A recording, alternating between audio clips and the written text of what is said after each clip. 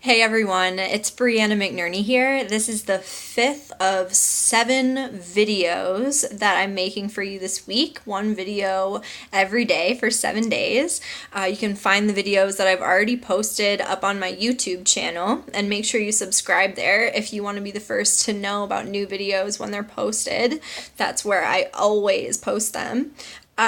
So today we're talking about emotional outbursts and sidestepping those so that we can communicate about our emotions from a more balanced, centered place, which will allow us to create healthier relationships and more impact in a positive way on the people around us.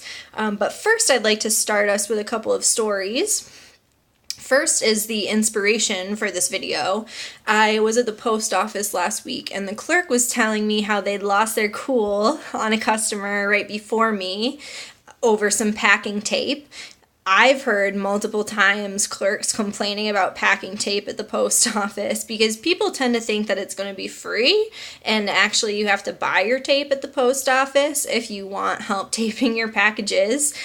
Anyway, this is a pretty small issue, right? But faced with this over and over again, day after day, this clerk lost their cool on a customer that was giving them flack about the tape.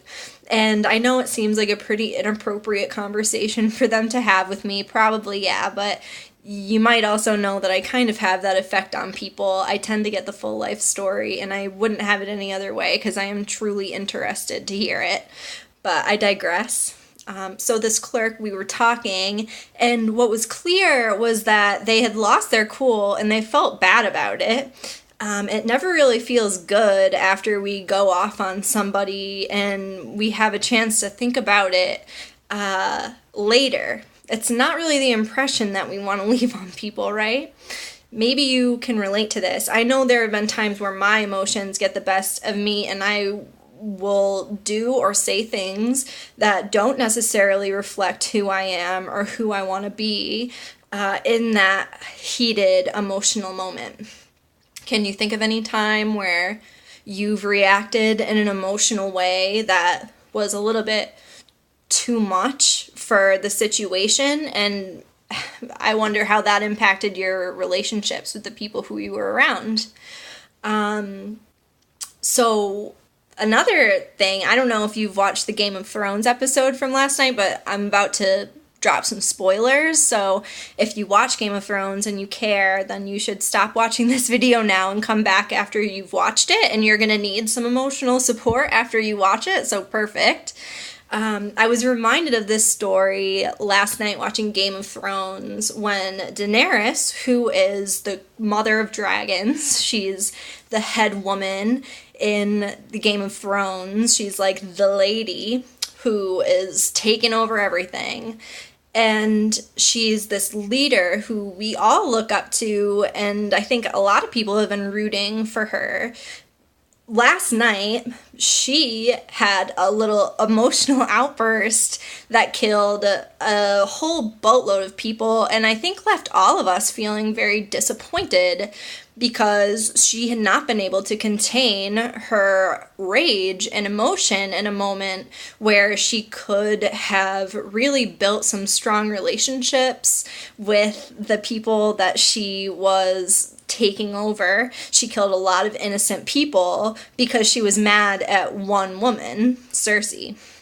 So I don't know about you. I was feeling all kinds of things after that. So were the people I watched with. And I was thinking about it this morning in the shower. And I think that a lot of us are afraid of emotion for this very reason, because none of us were really taught how to do it well. So the impression that we have of emotion is that it's too much. Like when it comes out, it's kind of splurged out all over the people around us.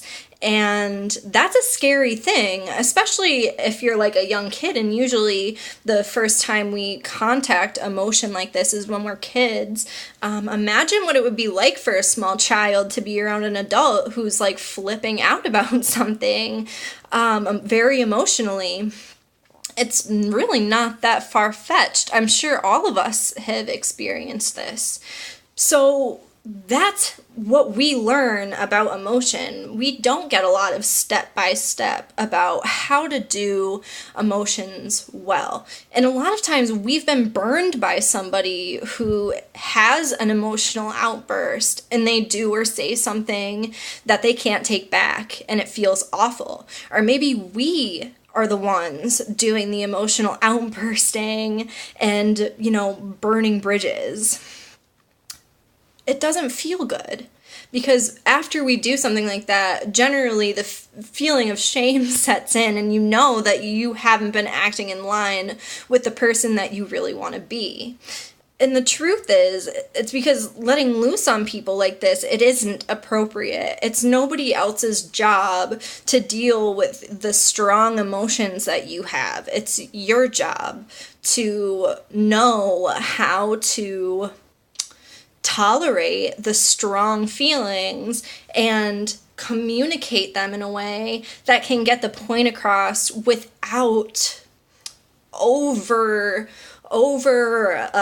splurging emotion onto other people. It just doesn't feel good. So we really have to learn how to sidestep emotional outbursts, give ourselves space if we need it to process before we communicate with people. So that we can build relationships, so that we can communicate with people about what we want and need from an emotional place, but not an overly emotional place, because people shut down when there is too much emotion being given. And I think that part of it is what I said before. When we learned about emotion as kids, usually we're seeing over emotion, like a lot of anger or a lot of sadness, and we don't really know what to do about it. So what I do, I love to provide people with a step-by-step for emotional expression. That's something that we'll be at least talking about a little bit tomorrow in my class, transforming dark moments into opportunities for expansion. Again, that's happening tomorrow, so if you want to come, I hope that you'll register.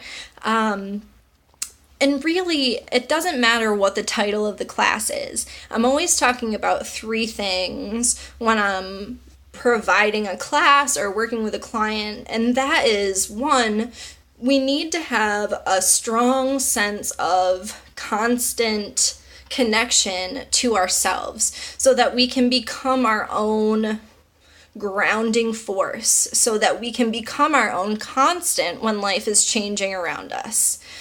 I also talk a lot about how to connect with all that is, how to connect with like a greater sense of universal flow, if you will, like synchronicity, how to really tap into that so that you don't have to do everything by yourself. And I think sometimes the impression that we need to do everything by ourselves is what keeps us locked in our head and keeps us overwhelmed and unable to be resourceful in these emotional moments.